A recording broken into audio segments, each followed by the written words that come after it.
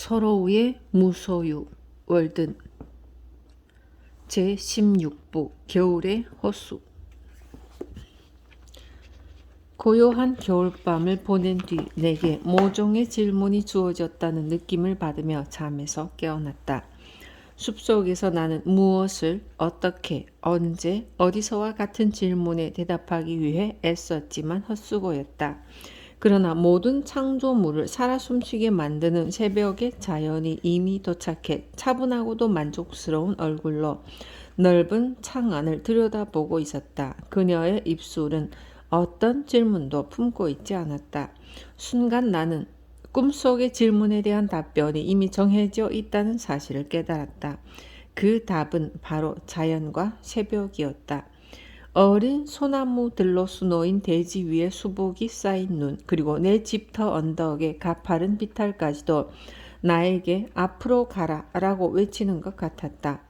자연은 아무것도 묻지 않고 인간은 그저 감탄에 젖은 채 이 넓고 광활한 우주의 광경에 영혼을 담는다. 분명 밤은 이 영광스러운 창조물의 일부를 감추지만 낮이 찾아오면 대지로부터 창공의 평야로까지 펼쳐진 이 위대한 작품을 우리에게 보여준다. 그 뒤에 내 아침 일과가 시작된다. 우선 도끼와 들통을 챙겨서 물을 찾아 나선다. 꿈이 아니라면 그렇다. 춥고 눈 내린 밤 다음 날 아침이면 물을 찾기 위해서 수맥을 짚는 막대기가 필요했다.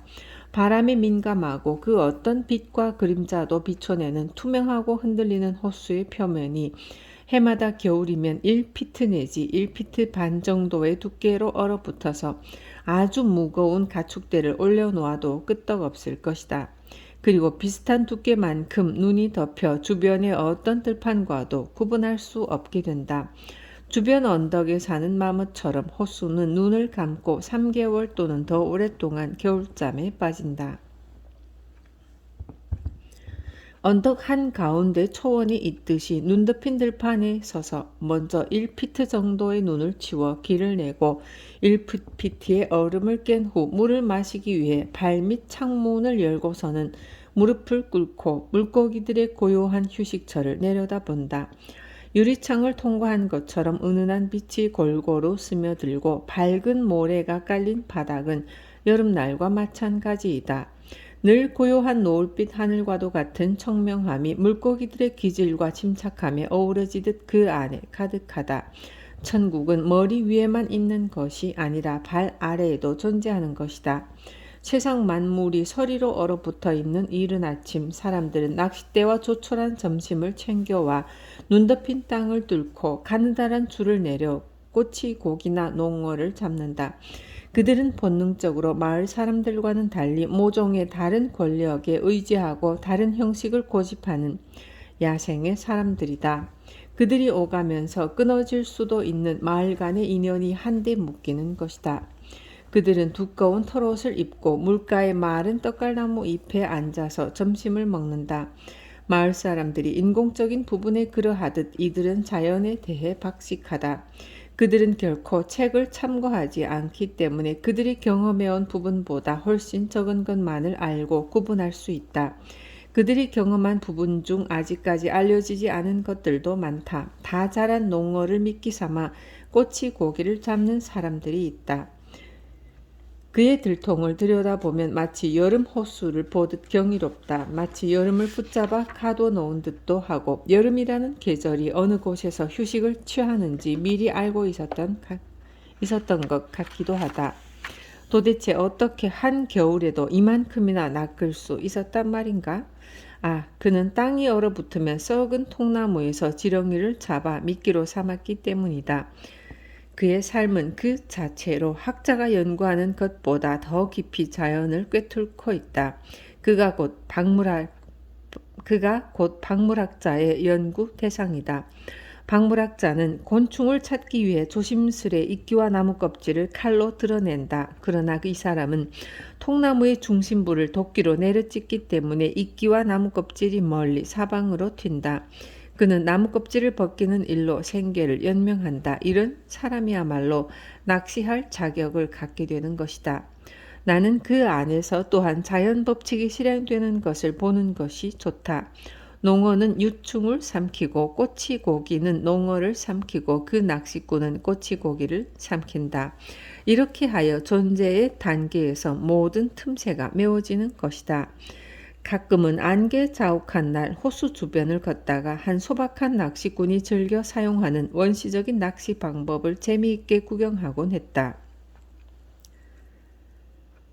그는 호숫가에서 4-5로드마다 일정한 간격으로 오리나무 가지를 얼음 속 작은 구멍에 걸어놓고 있는 것 같았다. 낚싯줄의 끝이 끌려 빠지는 상황이 되지 않도록 막대 하나를 올려놓고 늘어진 실은 얼음 위에 1피트 이상의 나뭇가지를 던져 마른 떡갈나무 잎을 묶었다. 잎이 당겨지면 고기가 미끼를 잡았다는 뜻이다. 호수를 반바퀴쯤 돌면 안개 속에서 일정한 간격으로 오리나무들이 어렴풋이 비친다. 아, 월든의 꼬치 고기들, 그 물고기들이 얼음 위에 놓이거나 낚시꾼들이 그들을 물속에 담가 두려고 얼음을 깨어 만든 작은 구멍을 들여다볼 때면 늘 흔치 않은 아름다움에 놀란다. 마치 전설 속 물고기인 양 마을에서도 심지어 숲에서도 낯설다.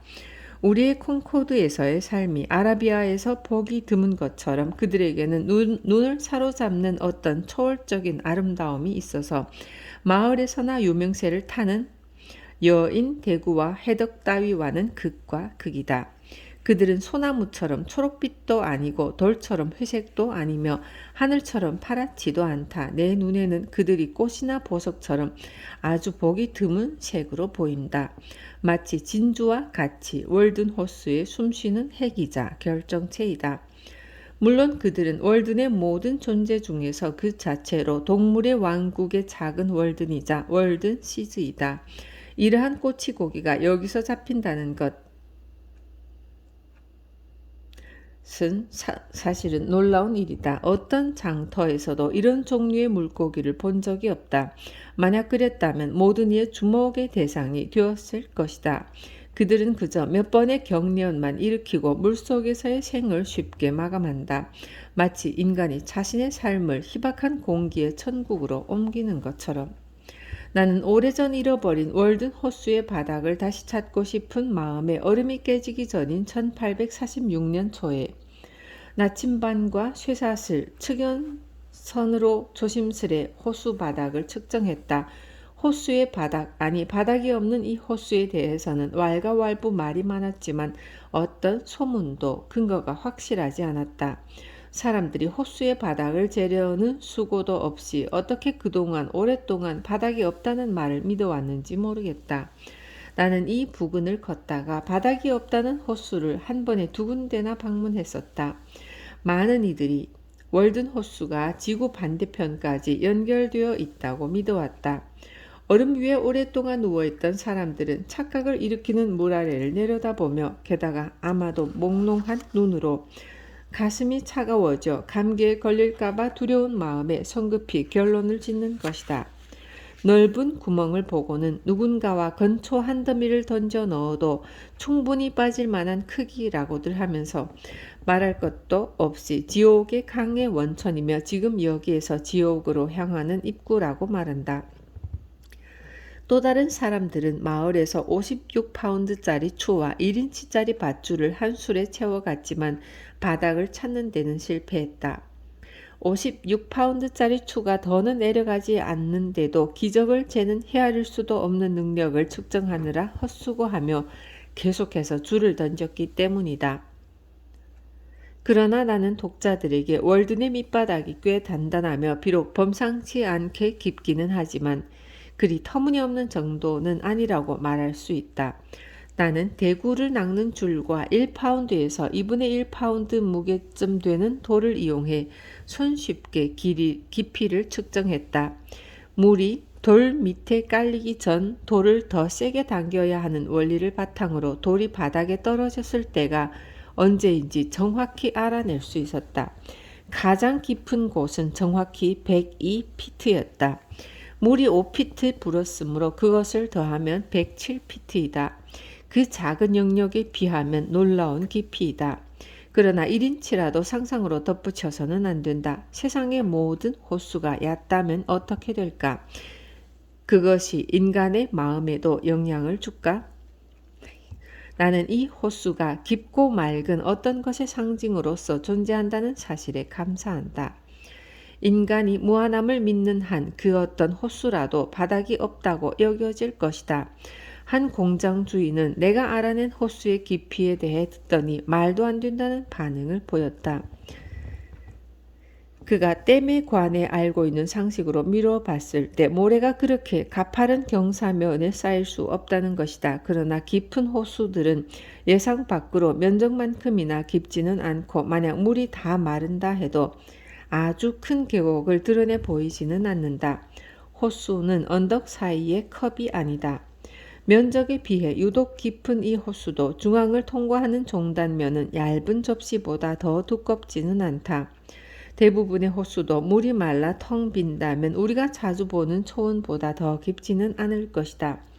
윌리엄 길피는 풍경에 관한 한 감탄스럽고 거의 정확한 사람이다. 그가 스코틀랜드에 있는 파인 호수 입구에 서서 묘사하기를 소금물에 많이자 60에서 70길, 4마일의 너비 50마일 정도의 길이에 산들로 둘러싸여 있다고 했다. 그러곤 덧붙였다. 만약 홍적층의 충돌이나 자연의 변동이 일어난 직후나 물이 차기 전 이곳을 봤다면 얼마나 오싹했을까. 높이 솟은 봉우리는 높이도 올라있고 넓고 깊은 텅 빈 바닥에 가라앉은 넓고 넓은 물의 바닥은 얕기도 하여라. 그러나 파인호의 최단 지름을 사용해 그 비율을 종단면을 기준으로 얇은 접시처럼 본 월든 호수에 적용해보면 4배는 더 얕아 보일 것이다. 물이 없을 때 파인 호수의 시면에 가중되는 두려움에 대한 이야기는 그만하도록 하자. 넓게 펼쳐진 옥수수밭이 있는 수많은 청명한 계곡이야말로 서서히 물이 빠지면 두려움의 시면과 같겠지만 이 사실을 알지 못하는 거주자들에게 확신을 주기 위해서는 지질학자와 같은 지혜와 통찰력이 필요하다. 종종 호기심이 가득한 눈은 낮은 지평 언덕의 옛 호숫가를 찾을 수도 있을 것이다. 추후 그 평원의 어떤 지각 변동도 그 언덕의 역사를 숨기지는 못했다. 그러나 길 위에서 일하는 사람들이 익히 알고 있듯 소나기가 내린 후 웅덩이를 이용하면 무척 쉽게 분지를 찾을 수 있다. 내 말은 상상이라는 것은 아주 작은 틈만 허용해도 자연 그 자체의 것보다 더 깊이 빠지거나 높이 솟아오른다는 것이다. 그러므로 아마도 바다의 깊이도 그 넓이에 비하면 보잘것없을 것이다. 나는 얼음을 통해 깊이를 쟀기 때문에 물이 얼어붙지 않았을 때 항구를 재는 것보다 정확히 바닥의 형태를 알 수 있었고 일정한 규칙성에 놀랐다. 몇 에이커에 이르는 가장 깊은 곳은 태양과 바람 그리고 쟁기에 노출된 밭보다도 고르다. 한 예로 임의로 정한 하나의 선은 그 깊이가 30로드 안에서 1피트 이상 달라지지 않았다. 그리고 대체로 호수의 중심 근처로는 지레짐작으로도 매 100피트에서 어느 방향이든 3, 4인치 깊이의 변화를 측정할 수 있었다. 어떤 사람들은 이와 같이 잔잔한 모래투성이인 호수에도 깊고 위험한 구멍이 있다고 말하고는 하는데 이런 상황에서는 물이 고르지 못한 바닥을 평평하게 만드는 효과를 발휘한다. 일정한 바닥과 호숫가와 주변 산맥이 완벽히 일치하는 덕분에 먼 곳이 호수 건너편 시면에 나타났고 그 방향도 반대편 호숫가를 주시하여 알 수 있었다. 곳은 모래톱이 되고 평지는 여울목이 되고 계곡은 깊은 물구덩이나 수로가 된다. 내가 10로드 대 1인치의 비율로 호수의 지도를 그리고 100군데 이상의 시면을 그려놓았을 때 놀라운 일치점을 발견했다. 가장 깊은 곳을 나타내는 숫자가 정확히 지도의 중심인 것을 기억하고서 자를 세로로도 재고 가로로도 재어보았을 때 놀랍게도 호수의 중심부가 거의 평평했음에도 불구하고 가장 긴 가로선과 가장 긴 세로선이 수심 최고점에서 정확히 일치하다는 것을 발견했다. 호수의 윤곽은 거의 평탄했고 가로선과 세로선은 호수의 구석까지 재서 얻은 것인데도 말이다. 나는 혼잣말로 중얼거렸다. 이러한 차관점을 적용하면 호수나 웅덩이의 가장 깊은 곳을 찾았듯이 바다의 깊은 곳도 찾을 수 있을까? 이것이 골짜기의 반대라고 여겨지는 산의 높이를 측정하는 법칙이 될 수도 있지 않을까? 우리는 산의 가장 높은 곳이 가장 좁은 곳에 위치하지 않는다는 사실을 이미 알고 있다. 5곳의 후미 중 깊이를 측정했던 3곳은 입구 너머에 모래톱이 하나 있었고 그 물 안쪽은 더 깊었다. 따라서 많은 수평과 수직 양방향에 있어서 육지 안쪽의 물을 팽창하려 했고 분지나 또 하나의 호수를 형성하려 했다. 2개의 곳의 방향이 모래톱의 방향을 나타내었다. 해안의 항구에도 모두 입구마다 모래톱이 있었다. 후미의 입구가 길이에 비해 더 길면 모래톱 너머의 물은 후미의 분지보다 더 깊었다. 후미의 길이와 넓이 그리고 주변 호수가의 특징을 알면 모든 경우에 적용시킬 수 있는 공식을 만들어낼 거의 모든 요소를 갖춘 셈이다. 이 경험을 통해 표면의 윤곽과 호수가의 특징을 관찰해 호수의 가장 깊은 곳을 얼마나 근접하게 알아낼 수 있는지 확인하기 위해 화이트 호수의 도면을 만들었다. 화이트 호수는 41에이커 정도의 크기의 월든 호수와 마찬가지로 섬은 하나도 없으며 육안으로 볼 수 있는 유입구와 유출구는 없고 가장 긴 폭의 선은 가장 짧은 폭의 선과 가까이에 있고 그곳에는 2개의 곳이 마주하여 근접해 있고 2개의 상반된 후미는 멀리 떨어져 있다. 그곳에서 가장 짧은 폭의 선에서부터 짧은 거리에 점을 하지만 여전히 가장 긴 가로선상에서 가장 깊은 지점으로 표시했다. 가장 깊은 곳은 이곳으로부터 100피트 안에 있었고 그것도 내가 예상하던 방향으로 더 진행한 쪽이었으며 1피트밖에 더 깊지 않은 60피트였다. 물론 강물이 흐르거나 호수 안에 섬이 있다면 문제는 훨씬 복잡해질 것이다. 만약 우리가 자연의 법칙을 모두 안다면 그 시점에서 모든 특이한 결과를 알아내는 데 있어 단 하나의 사실 또는 실제 현상에 대한 묘사만 주어진다면 충분할 것이다. 그러나 지금 우리는 자연의 몇 가지 법칙만을 알기에 결과를 망치는 것이다. 물론 그것은 자연의 혼란이나 불규칙성 때문이 아니라 계산에 필요한 필수 요소들을 모르기 때문이다. 법칙과 조화에 대한 개념들은 대개 우리가 발견하는 사례들로 국한된다.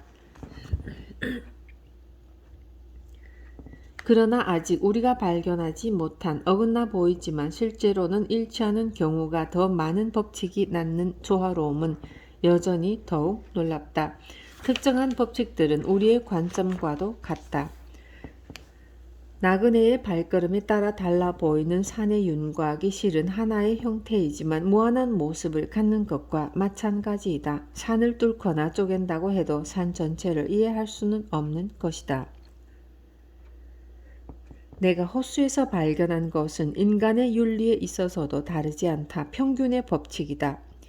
2개의 지름에 대한 법칙은 태양계의 태양을 향해서 그리고 사람의 심장을 향해 우리를 안내해 줄 뿐 아니라 한 사람의 일상 행동과 후미나 유입구로 향하는 삶의 물결 그 모두에 가로로 혹은 세로로 선을 긋게 만든다. 그리고 그 교차점이 누군가의 성격의 가장 깊거나 높은 부분을 나타낼 것이다. 아마도 그의 호숫가의 흐름과 인접한 지역 또는 환경만 안다면 그 깊이와 숨겨진 끝을 알 수 있을 것이다. 만약 그가 아킬레우스의 고향과 같은 산지에 둘러싸여 있어서 그 산봉우리의 빛이 그늘을 만들고 그의 가슴에도 비친다면 그가 그만큼의 깊이를 지녔다고 할 수 있을 것이다. 그러나 낮고 평탄한 물가는 그가 그 방면에서 그만큼 얕다는 것을 증명한다. 몸으로 치면 자신 있게 솟은 이마는 신념에 대한 깊이를 나타내고 또한 우리에게 있는 모든 후미의 입구 또는 특정한 경사에는 모래톱이 있다. 각각의 것들은 잠시 동안 우리의 항구가 되어 일부분은 땅에 닿아 쉬게 하고 정착하게 만든다. 이 특정한 경사는 절대로 특별하게 형성된 것이 아니라 고대의 융기로 생긴 호숫가의 고제에 의해 그 방향과 크기가 결정된다. 이 모래톱이 점차 태풍이나 조류와 해류에 의해서 크기가 커지거나 물이 줄어들어 표면에 닿게 되면 처음에는 생각이 정착할 수 있는 호숫가의 경사면이 바다로부터 떨어져 나와 각각의 호수가 되고 그 안에서 생각은 고유한 상태를 갖는다. 아마도 이 호수는 염수에서 담수로 바뀌어 달콤한 바다가 되거나 사해 또는 늪이 된다. 모든 개인의 생명이 삶으로 향하는 순간을 이러한 모래톱이 수면 어디론가 올라오는 과정이라고 간주하면 어떨까? 우리는 생각의 항해를 하면서 대부분의 시간은 물 위에서 헤매다가 시라는 이름을 지닌 만의 해안에서는 항구 없는 해안에 머문다. 또는 공공의 항구 입구로 향하여 과학이라는 메마른 선착장, 그들에게 개성을 부여하는 자연의 물결은 존재하지 않고 그저 세상에 적용시키는 곳에 들어갈 뿐이다. 나는 월드 내 유입구와 유출구에서 비나 눈, 증기 외에는 어떤 것도 발견하지 못했다. 물이 흘러 호수로 향하는 곳이 아마 여름에는 가장 차고 겨울에는 가장 따뜻할 것이기 때문에 온도계와 낚싯줄만으로 그러한 장소를 찾을 수 있을지 모르겠다. 1846년에서 1847년까지 얼음 자르는 사람들이 이곳에서 일했을 당시 호숫가로 운송된 얼음덩이가 쌓아놓은 얼음에 비해 두께가 얇다는 이유로 얼음 쌓는 사람들에 의해 반품된 일이 있었다. 이렇게 해서 얼음 자르는 사람들은 한 작은 지점의 얼음이 다른 곳보다 2, 3인치 정도 얇다는 사실을 알았고 그로 인해 그곳이 유입구라고 여기게 되었다. 그들은 나에게 새는 구멍이라고 생각하는 다른 곳도 보여주었다. 얼음 덩어리 위로 나를 밀어놓고 호수의 물이 언덕 아래로 서서히 근처 초원으로 흐른다는 것을 보여준 것이다. 그것은 10피트의 수면 밑에 있는 작은 구멍이었다. 그러나 내 생각에는 그것보다 더 큰 구멍을 찾기 전까지는 구멍을 때워도 소용없을 것이다.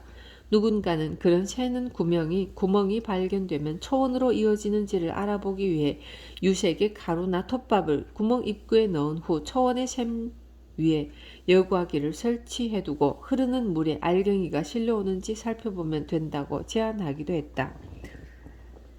내가 호수를 살펴볼 때 두께가 16인치인 얼음이 작은 바람에도 물결처럼 흔들렸다.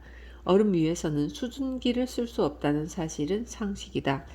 호숫가에서 1로드 떨어진 곳에서 수증기를 놓고 얼음 위에 눈금자를 향한 채 가장 큰 파동을 관찰해 보니 얼음이 호숫가에 단단히 붙어 있는 듯 했지만 그 높이가 4분의 3인치였다. 아마 호수 가운데 지점에서는 더 높았을 것이다. 만약 우리의 도구가 충분히 섬세하다면 지각의 파동까지 감지할 수 있을지 누가 알겠는가? 수증기의 다리 2개를 호숫가에 세우고 세 번째 것은 얼음 위에 설치했더니 세 번째 다리 너머로 아주 극소량의 얼음이 올라가고 내려가는 것이 호수 건너편의 나무에는 몇 피트의 차이를 만들었다. 호수의 깊이를 재기 위해 구멍을 뚫기 시작했을 때 3, 4인치의 물이 수북한 눈 얼음을 그렇게 잠기게 만든 아래 얼음 위에 있었다. 물이 바로 구멍으로 흘러들어가기 시작해서 이틀에 걸쳐 깊은 시내를 만들어 계속 흘렀다. 사방의 얼음을 녹이고 호수의 표면을 마르게 하는 중추적인 역할은 아니지만 이 시냇물은 물이 안으로 흐르면서 얼음을 들어서 띄우는 중요한 역할을 했다. 배 바닥의 구멍을 통해 물을 내보내는 것과 흡사했다. 이러한 구멍이 얼고 한 차례 비가 이어지면 마침내 새로운 얼음이 전체를 매끈하게 덮으면서 안쪽에 거미줄 모양의 어두운 반점을 가진 아름다운 모양이 생긴다. 사방에서 중앙으로 흐르는 물에 의해 생긴 수로가 만든 얼음장미라고 할 수 있다. 가끔 얼음에 얕은 웅덩이가 생기면 나는 이 중에 그림자를 본다. 하나는 다른 그림자 위에 있고 하나는 얼음 위에, 그리고 마지막 하나는 언덕이나 나무 위에 서 있다. 얼음은 단단하고 눈은 꽁꽁 언 여전히 추운 1월 세심한 지주가 여름에 마실 물로 사용할 얼음을 얻기 위해 마을에서 온다. 두꺼운 코트와 장갑을 낀 채 1월 중에 7월의 더위와 갈증을 내다보는 그 지혜란 인상 깊기보다는 애처롭다. 아직 많은 것들이 준비되어 있지 않은 상태인데 아마도 그는 다음 생에 그가 여름에 마실 물을 시원하게 해줄 보물을 현세에는 쌓아놓지 못할 것이다. 그는 단단한 호수를 톱질하고 잘라서 물고기의 지붕을 드러내 그들의 활동 영역과 고기를 마치 쇠사슬과 말뚝으로 장작을 묶어 나르 옮기고는 순조로운 겨울 공기를 뚫고 겨울의 지하실로 향해 여름까지 그곳에 두는 것이다. 얼음이 저 멀리 길 위로 옮겨지면서 마치 단단히 굳은 푸른 하늘처럼 보인다. 이 얼음 자르는 사람들은 농담하고 놀기를 좋아하는 유쾌한 사람들이다. 나는 종종 그들 무리에 섞여 얼음 톱질을 함께 하곤 했다. 1846년에서 1867년 겨울 어느 아침에 북방 정토의 주민 100여 명이 월든 호수로 쳐들어왔다. 흉물스러운 농기구와 썰매, 쟁기, 씨앗 뿌리는 수레, 잔디 깎는 칼, 삽, 톱, 갈취 등을 수레에 잔뜩 싣고서는 뉴 잉글랜드 파머나 걸티베이터에서도 본 적 없는 끝부분이 뾰족하게 갈라진 창자루로 무장하고 있었다. 나는 그들이 겨울 호밀의 씨를 뿌리러 온 것인지 아이슬란드에서 최근에 도입된 신종 곡물의 씨를 뿌리러 온 것인지 알 수가 없었다. 걸음을 가지고 오지 않을 것으로 보아 이쪽의 땅이 걸쭉하고 오랫동안 휴작했다고 여기고 내가 그랬던 것처럼 땅에 가볍게 씨를 흩어 뿌릴 것 같았다. 그들은 50만 달러를 소유한 한 분홍이 이 작업을 뒤에서 지켜보고 있으며 그가 재산을 2배로 불리고자 이 작업을 하는 것이라고 말했다. 달러 한 장을 또 다른 한 장으로 덮기 위해 그는 한겨울의 월든 호수에 하나뿐인 외투, 아니 하나뿐인 살갗을 벗겨내려는 것이다. 그들은 바로 일을 시작했다. 놀랄만한 순서로 쟁기질, 썰애질, 평탄화 작업 그리고 고랑을 만들었다. 마치 이곳을 모범 농장으로 만들기로 작정한 것 같았다. 어떤 종류의 씨앗을 고랑에 뿌릴지 주의 깊게 보고 있었는데 옆에 있던 사람들이 갑자기 손에 닿지 않은 토양을 특이한 방법으로 모래 아니 물이 있는 곳 매우 수분이 많은 흙이었기 때문에 근처 땅을 완전히 퍼내더니 썰매에 실어 날랐다. 나는 그들이 습지에 토탄을 퍼내는 것이 틀림없다고 생각했다. 그렇게 그들은 매일같이 북쪽 지역의 어딘가에서 여기까지 북극의 흰 메세떼처럼 내 눈에는 그렇게 보였다. 기관차의 날카롭고 특이한 소리를 내면서 오갔으나 가끔은 월든의 여인에게 복수를 당했다. 한 인부가 수레 뒤에서 걷다가 땅 사이 틈으로 미끄러져 지옥행 열차를 탈 뻔했다. 그러자 전에는 매우 용감했던 사람이 갑자기 의기소침해지더니 체온을 거의 잃어갔다. 다행히 내 집을 피난처로 삼아 난로의 미덕까지 알게 되었다. 또 간혹 얼어붙은 땅 때문에 쟁긴 날의 철 부분이 부서지거나 쟁기가 고랑에 박혀 잘라내야 하는 경우도 있었다. 사실을 말하자면 100여 명의 아일랜드 사람들이 미국 관리자들과 함께 캠브리지에서 매일같이 얼음을 얻으러 오는 것이었다. 그들은 설명이 필요 없을 정도로 잘 알려진 방법대로 얼음 덩어리를 쪼갠 후 썰매에 실어 호숫가로 가져갔다. 그리고 재빠르게 얼음단으로 옮기고는 말의 힘을 빌린 쇠갈고리와 도르래를 이용해 밀가루통을 쌓듯 일정하게 차곡차곡 쌓아 올린다. 마치 구름을 뚫고 세워진 방첨탑의 튼튼한 기초를 쌓는 것 같았다. 그들은 날이 좋을 때면 1000톤 정도의 얼음을 얻을 수 있다고 했는데 그것은 약 1에이커에서 나오는 수확량이다. 썰매가 같은 길을 반복해서 다니면서 깊은 바퀴 자국과 요람 같은 구덩이가 땅 위와 같이 얼음 안에서도 생겨났고 말들은 변함없이 양동이처럼 파인 얼음 덩어리에서 귀리를 먹고 있었다. 그들은 이런 식으로 텅 빈 곳에 얼음덩어리를 35피트 높이의 가로 세로 6, 7로드의 길이로 쌓았고 공기의 유입을 막기 위해 바깥층에 건초를 끼워 넣었다. 바람이 무척 차다고 해도 얼음더미의 틈을 지나가면서 큰 구멍을 만들고 여기저기에 얇은 지대나 기둥을 남겨 결국에는 그것을 쓰러뜨리기 때문이다. 처음에는 아주 커다랗고 푸른 성체 또는 발할라처럼 보였지만 초원의 거친 건초가 빈틈을 메우기 시작하고 서리와 고드름으로 뒤덮이고 나니 하늘빛 대리석으로 만들어진 이끼가 끼고 흉측하게 변한 폐허 같았다. 또 달력에서나 볼 수 있을 법한 노인이 사는 겨울의 처소, 마치 우리와 함께 여름을 나기 위해 만든 그의 오두막 같기도 했다. 그들의 계산대로라면 이 얼음더미가 목적지까지 가는 비율은 25%도 안 되고 2, 3%는 이동 중 녹아버릴 것이라고 했다. 그러나 여전히 이 얼음더미의 대부분은 본래의 목적과는 다른 운명을 맞게 되었다. 왜냐하면 얼음이 평소보다 공기를 많이 품어서 기대했던 것만큼 좋은 상태를 유지하지 못하거나 다른 어떤 이유에 의해서 시장에 내보내지도 못하게 된 것이다. 1846년에서 1847년 겨울에 걸쳐 만들어진 10,000톤 정도로 추정되는 이 얼음더미는 끝내 건초와 판자들로 덮였다. 그해 7월의 일부분은 지붕을 걷고 옮겨졌지만 나머지 부분은 태양에 노출된 채 그해 여름과 겨울까지 그곳에 서서 1848년 9월이 오기 전까지는 거의 녹지 않았다. 그리하여 월든 호수는 잃었던 물의 대부분을 다시 찾았다. 월든의 얼음은 물과 같이 손이 닿을 듯한 거리에서 보면 초록빛이지만 어느 정도 거리에서 보면 아름다운 파란색을 띠기 때문에 강 위에 흰 얼음이나 4분의 1마일 정도 떨어져 있는 초록빛 얼음을 가진 호수들과 쉽게 구분된다. 가끔 이렇게 거대한 얼음덩어리가 얼음 자르는 사람의 썰매에서 미끄러져 마을길 위에 일주일 정도 놓여 있는데 그 모습이 마치 거대한 에메랄드 같아서 오가는 사람들의 눈길을 사로잡는다.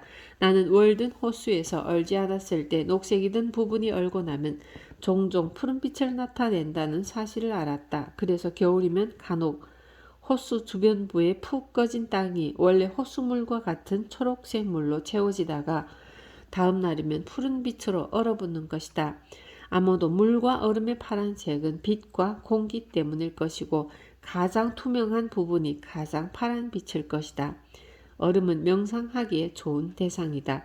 그들은 나에게 프레시 호수 얼음 창고에 있는 얼음은 5년 동안 최상의 상태였다고 말했다. 어째서 양동이의 물은 금세 썩는데도 그것이 얼면 영원히 썩지 않을까? 이런 것을 흔히 애정과 지성의 차이라고 말하는 것이다. 그리하여 16일 동안 나는 창문을 통해 100여 명의 사람들이 바쁜 농사꾼들 마냥 수레와 말들을 가지고 누가 보아도 농사를 짓는 모습을 바라보았다. 그것은 마치 달력의 맨 첫 장의 그림과도 같았다. 보면 볼수록 종달새와 추수한 사람에 관한 우화나 씨 뿌리는 사람의 비유가 떠올랐다. 이제 그들은 모두 떠나갔고 아마 30일 후면 똑같은 창문을 통해 투명한 초록빛의 월든 호수를 보게 될 것이다. 그 물은 구름과 나무들을 비추고 고독한 수증기를 올려보낼 것이며 호수에 서 있던 사람의 모습은 흔적도 없이 사라질 것이다. 아마도 나는 그곳에서 한 마리의 고독한 아비새가 물로 뛰어들고 깃털을 다듬으며 웃는 소리를 듣거나 마치 떠다니는 낙엽처럼 외로운 어부가 배 위에서 얼마 전 100명의 사람들이 일하던 곳의 물결에 비친 자신을 바라보고 있는 모습을 볼 것이다. 이리하여 찰스턴과 뉴올리언스, 마드라스와 bombe이, 캘커타에서 더위에 허덕이는 사람들이 내 우물물을 마시는 것이라 하겠다. 아침이면 나는 경이로운 바가바드 기타의 우주 생성 철학의 지성을 적신다. 이 책이 쓰인 신의 시대는 이미 지나갔으며 이 책에 비하면 현대의 문학은 사소하고 보잘것없다.